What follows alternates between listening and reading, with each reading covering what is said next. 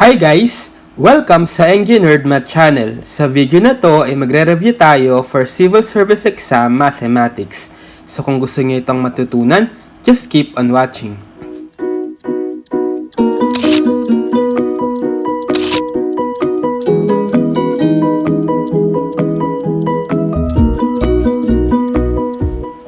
Okay, so this time ay magre-review ulit tayo for Civil Service Exam Mathematics, which is Part 4. So, meron na akong Parts 1 to 3 for Civil Service Exam Reviewer Mathematics. So, hindi nyo pa napapanood, ay lilink ko na lang para ma-check nyo.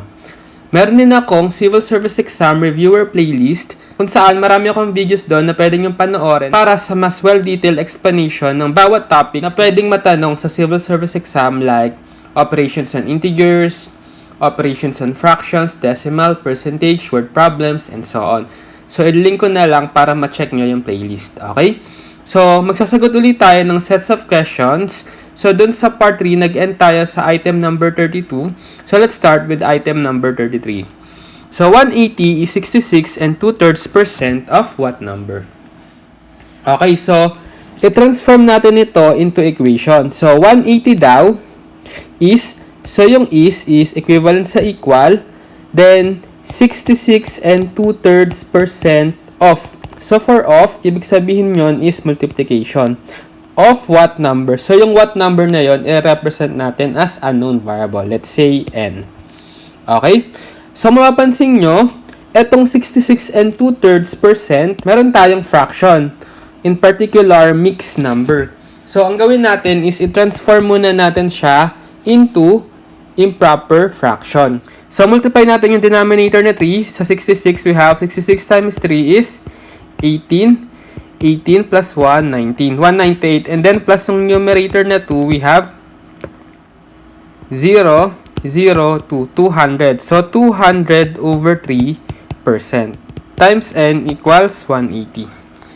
So, di ba kapag meron tayong whole number na percentage, ginagawa na siyang decimal. So, minumove natin yung decimal point dun sa dulo ng whole number 2 decimal places to the left. So, this time, dahil yung given natin is not whole number but a fraction, ang gawin na lang natin is same lang naman yung pag-move ng dalawang decimal place to the left sa pag-divide din sa number by 100. So, divide na lang natin itong 200 over 3 by 100 para ma-transform siya into fraction na without na itong percent symbol. So, 200 over 3 divided by 100. So, we have 200 divided by 3 times reciprocal nito. So, parang 100 over 1 yan, right? Pag nireciprocal natin, 1 over 100. So, numerator times numerator, denominator times denominator, pero check natin kung may makakancel. So, makakancel si 100 sa denominator, 1 na lang, then si 200 magiging 2. Okay? 2 times 1 is now 2, and then 3 times 1 is 3. So, therefore, we have 180 is equal, itong 200 over 3% is equal siya sa 2/3. Right? And then, times n, or nakadikit sa n na lang. So, para ma-solve natin ngayon si n, pwede natin i-divide both sides by 2/3, right? Makakancel natin si 2/3. So, n is equal to, so 180 divided by 2/3. So, itong 180 parang may over 1. Then, proceed tayo sa multiplication. Reciprocal natin yung denominator na 2/3. 3 halves, right? So, check natin kung may makakancel. So, makakancel si 2. Itong 180 is 90 na lang. So, therefore, we have 90 times 3 is 270 over 1. Or simply, 270. So, therefore, n is equal to 70. Or the number is 270. Letter D. Okay? Next, we have, if 560 out of 700 examinees passed in the recent career service exam for sub-professional level, what percent of the examinees passed? Okay, so, anong percent daw ang nakapasa doon sa career service exam for sub-professional level kung 560 out of 700 examinees yung nakapasa? So, therefore, fraction lang siya, diba? 560 over 700. So, ito yung fraction nung nakapasa doon sa career service exam. So, percent yung hinahanap, itatransform natin itong fraction na nabuo natin into percent. So, divide lang natin yan, di ba? 560 divided by 700, we have, so magdadagdag tayo ng decimal point dito kasi mababa yung 560 sa 700. So magiging 5,600 divided by 700 na. We have, ilan yun? Sakto, 8, right? So therefore, 8 times 700 is 5,600. Subtract, the remainder is 0. So therefore, ang sagot natin is, angat lang din natin dito sa taas, sa quotient, yung decimal point na nilagay natin. So parang meron tayong 0.8 or 0.8 as the decimal nitong 560 over 700. So para ma-transform siya into percentage, i-move lang natin tong decimal point 2 decimal places to the right. So therefore, magdadagdag tayo ng 0 and then maglalagay tayo ng percent symbol. So the answer is 80%. Letter C. Okay? How many meters of fencing are needed to enclose an 84 meter by 48 meter rectangular garden? Okay, so let's say meron daw tayong rectangular garden. So ito, sabi nitong 84 meter by 48 meter. So yung mas malaki, siya yung length. Tapos yung mas maliit, siya yung width. Okay? So ibig sabihin, pag nilagyan natin ng dimension itong rectangular garden, ito si length, ito si width. So length is 84 and then width is 48. So ang tanong, how many meters of fencing are needed? So kapag fencing, ibig sabihin, lalagyan nila itong perimeter nung garden, which is rectangle, right? So i-add lang natin yung total length nitong mga sides nung rectangle. So ang formula kasi for perimeter nung rectangle is 2 times length plus 2 times width. Kasi dalawa yung width niya na magkakasukat, tapos dalawa yung length niya rin na magkakasukat. So 10 times silang pareho. And then add silang dalawa para makuha yung perimeter. So substitute lang natin yung given. So 2 times L or 2 times 84 plus 2 times W or 2 times 48. So 2 times 84 is what? 8, 16. Plus 2 times 48 is what? 16. Carry 1. 8 plus 1, 9, 96. So 168 plus 96 is what? So 8 plus 16 is 14. Carry 1. 6 plus 9 is 15. Plus 1 is 16. Carry 1. 1 plus 1 is 2. 264 meters. Letter C. Okay. Next we have, one side of a triangle is 3 cm longer than the shortest side and the other side is 4 cm longer than the shortest side. How long is the shortest side if the perimeter is 67 cm? Okay, so meron daw tayong triangle.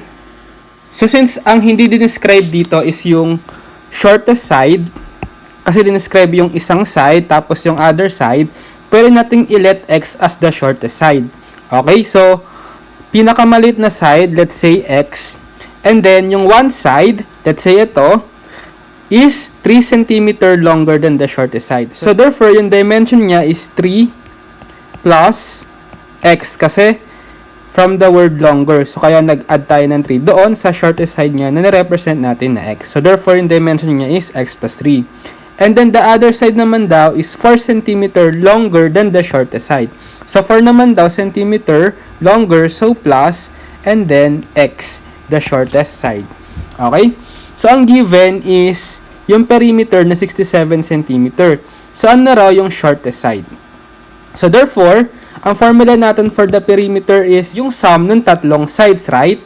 So therefore, i-add natin itong tatlo and then equate natin doon sa perimeter niya na 67. So x plus 3 plus x plus 4 equals yung perimeter niya na 67. So solve ngayon natin to for x. So 67 is equal to x plus x plus x is 3x and then 3 plus 4 is positive 7. Then transpose natin dito si 7, magiging 67 minus 7 equals 3x. So 67 minus 7 is 60 equals 3x. So para ma-solve si x, divide natin both sides by 3.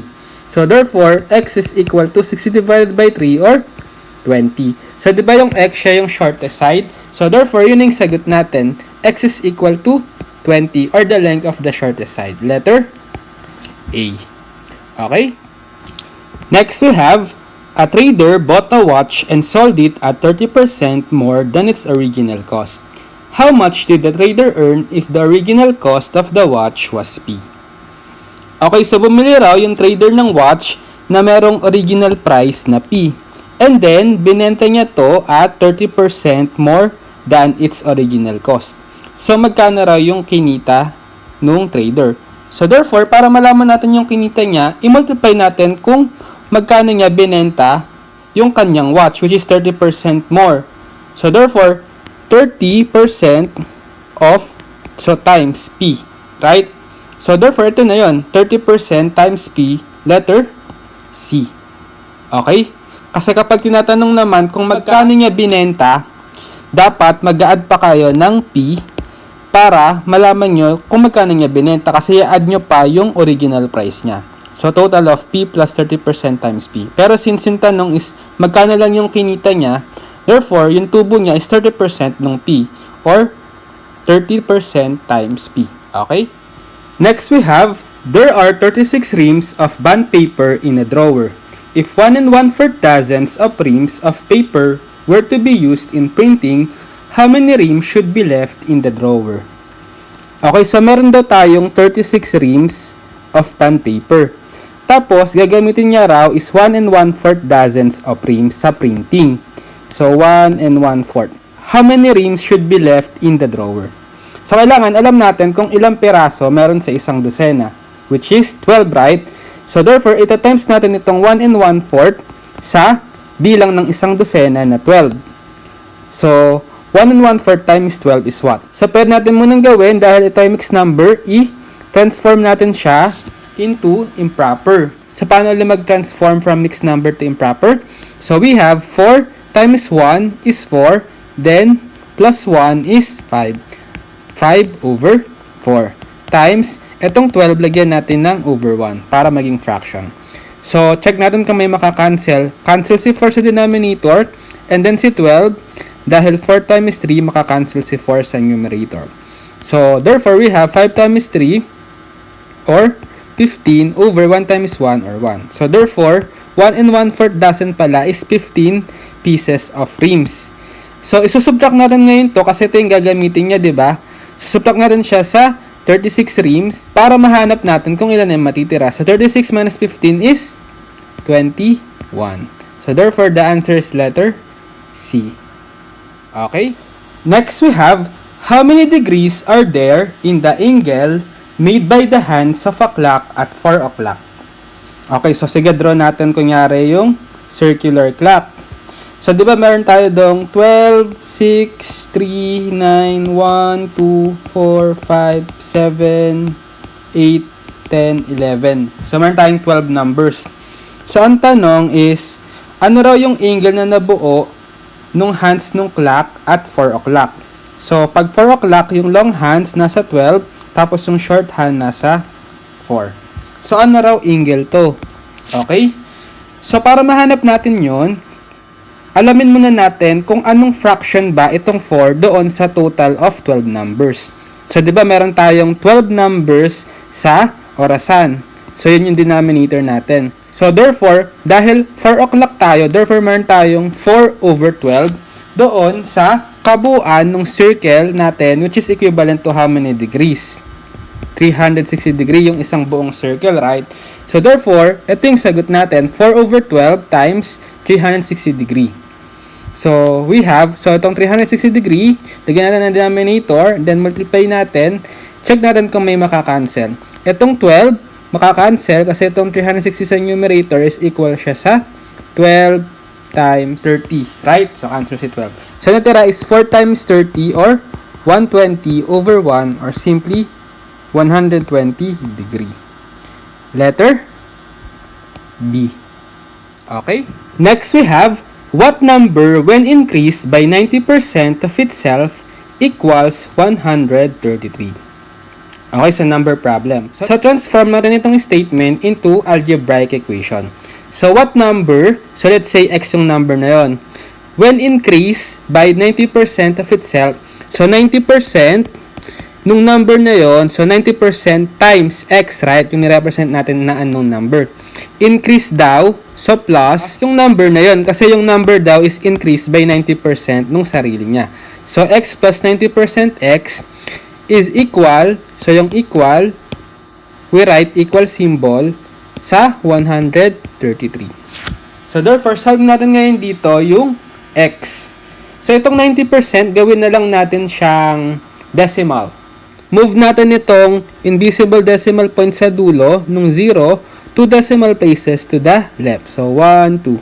So, magiging x plus 0.9 na siya, or 0.90x equals 133. So, add natin to. X plus 0.90x is 1.90x, right? Equals 133. So, para ma-solve sa x, divide natin both sides by 1.90 or 1.9. We have x is equal to, so 133 divided by 1.90. So, move natin tong decimal point, 2 decimal places to the right para maging whole number siya. And then, dito rin sa dulo ng 3, mag-move din tayo ng 2 decimal places. So, dagdag tayong dalawang 0. So, ilan muna yung 1,330 divided by 190. Ilang 190 meron sa 1,330? 7. Sige, try natin. Multiply natin. 7 times 0 is 0. 7 times 9 is 63. So, carry 6. 7 times 1 is 7 plus 6 is 13. So, sakto pala. So, subtract natin. We have 0. And then, bring down natin si 0. Then, 0 divided by 190 is 0. 0 times 190 is 0. Minus equal 0. So, therefore, the answer is 70. Letter C. Okay?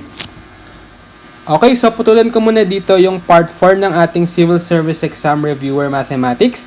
So, abangan nyo na lang yung next upload ko for Civil Service Exam Review Mathematics Part 5. Okay? So, sana ay may natutunan kayo sa video na to at maraming salamat sa panonood.